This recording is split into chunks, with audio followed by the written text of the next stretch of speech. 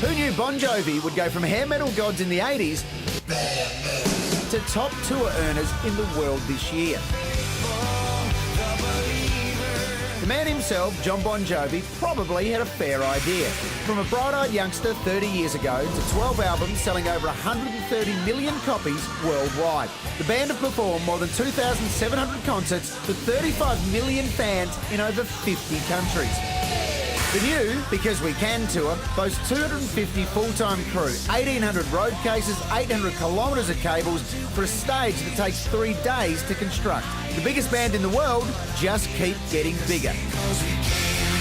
Having recently entertained Aussie lovebirds in Las Vegas and even royalty, it was time for John to entertain me.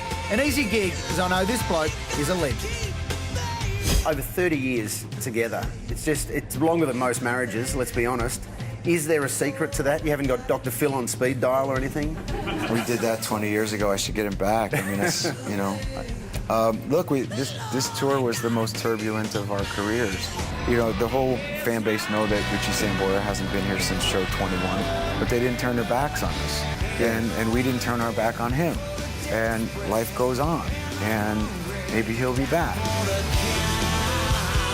Living on a Prayer is just the rock and roll anthem. It doesn't matter where you are, people lift for that song. It has a life of its own, whether it's a marching band at a football game or the future King of England or a cartoon movie that I just saw it in a commercial. Yeah. That song has a life beyond all lives. It's been unbelievable.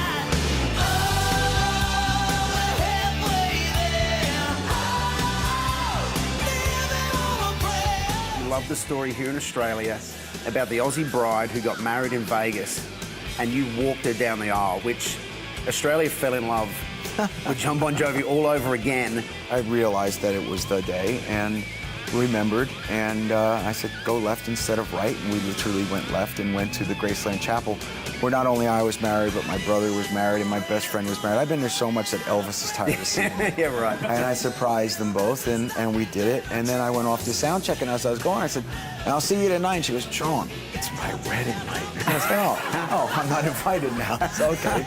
There you go. And these guys were horny fucks.